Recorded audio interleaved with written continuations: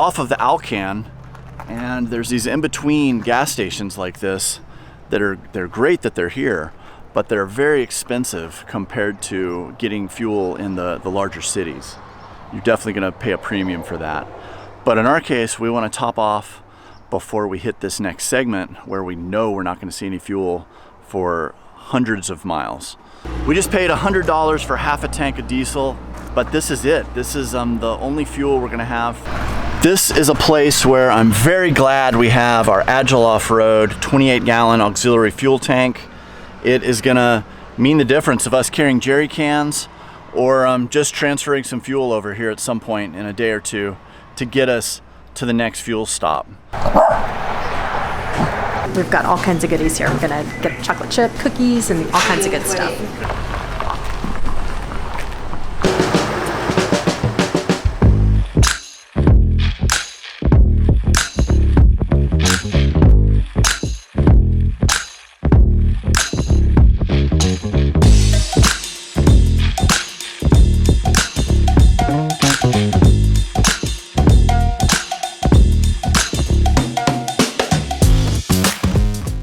All right, we've made it to the Yukon. We're at the Canol Road, which is gonna take us from Johnson's Crossing 139 miles north to the Campbell Highway. Now the Canol Road is primarily dirt and gravel. We're gonna see some of the roughest road conditions we've seen so far.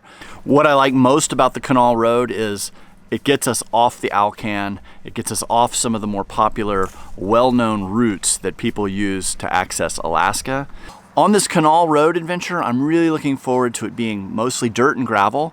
It's gonna allow us to really utilize our Winnebago Revel and get into some really remote places here in the Yukon. So we've got a couple of days to pull off the Canol Road. Let's go check it out.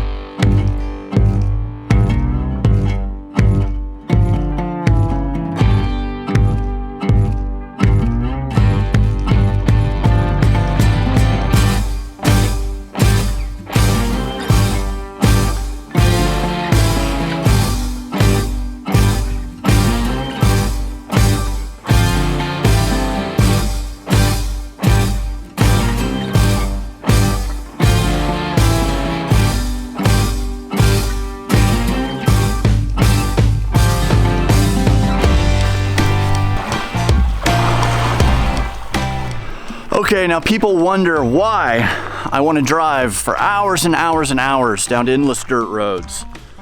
Why take the time? Why take the abuse on my vehicle? Well, I want to show you. This is why we drive down endless dirt roads, is to discover places like this that we had no idea were here, and they're incredible.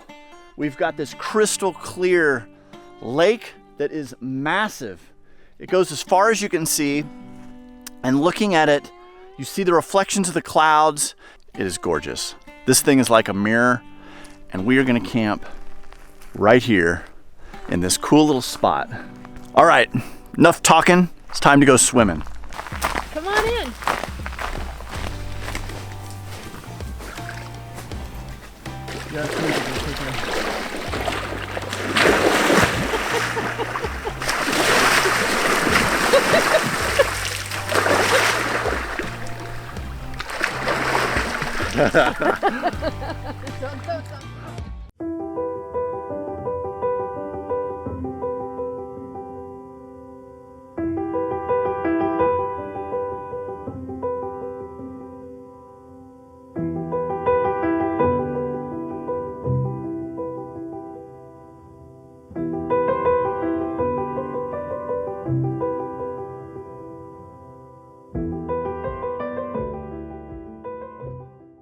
That was a very peaceful, nice night here on Quiet Lake, and it is time to drive further north on the South Canol Road.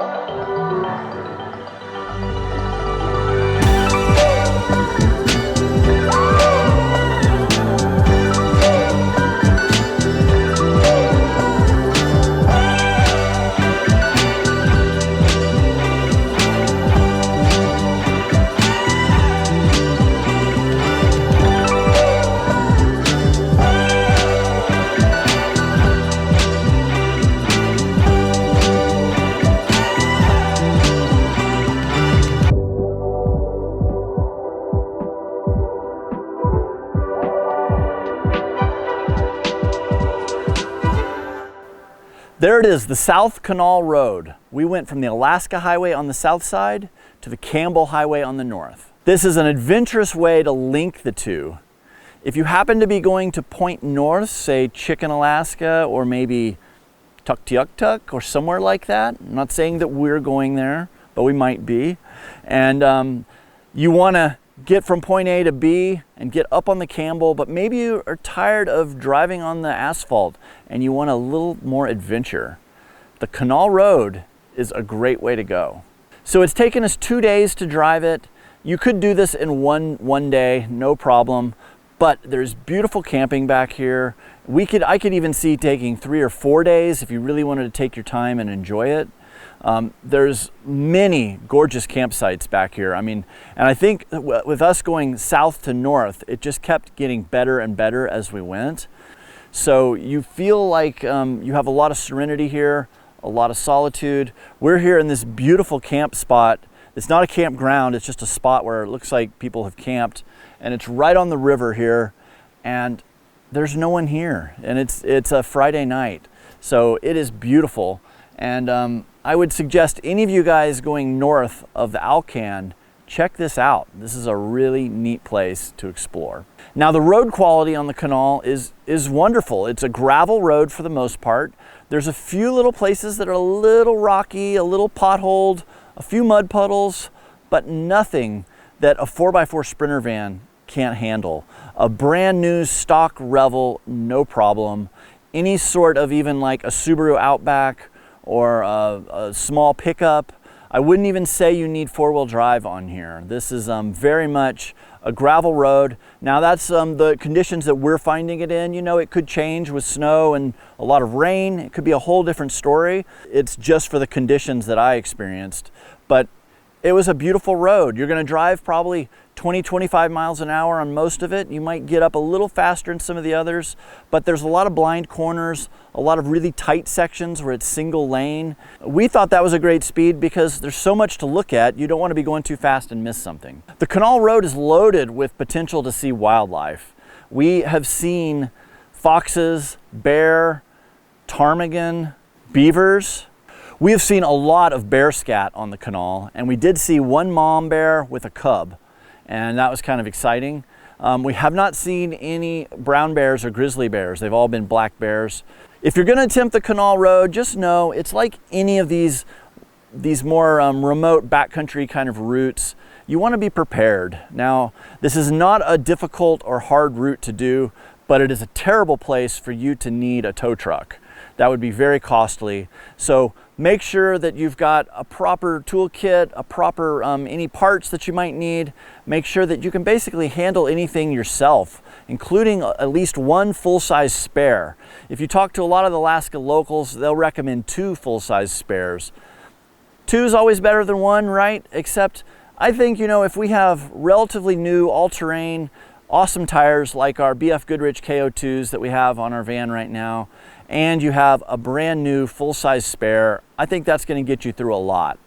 Also, having an air compressor, having the way to patch a tire, having, you know, basic things will really not only just keep you out of trouble, but maybe keep you from having to pay a lot of money to get someone to help you out back here.